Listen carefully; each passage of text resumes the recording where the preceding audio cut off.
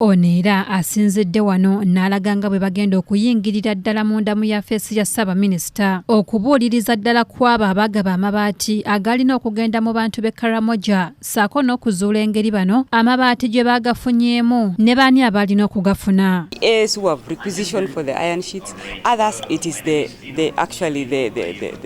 ministers or the MP who have requisitioned for the iron sheets, and then they tell us we got them and took them to a school. Then we have to go to the school to see where the iron sheets. We are going also to move into the office of the Prime Minister. The officers there who are there, we are also going to investigate them.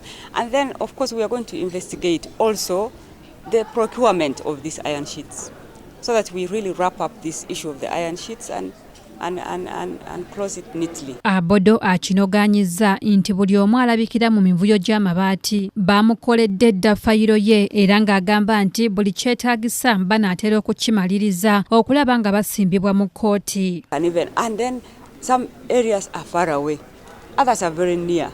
We just go to Mukono and the investigations are done. We go to Mbala, investigations are done. But some investigations we have to go back not once, not twice. But that's why we are not just getting, and I saw a cartoon just showing me that in, out. It is not like that. It is, if there is evidence, we actually take a particular file to court.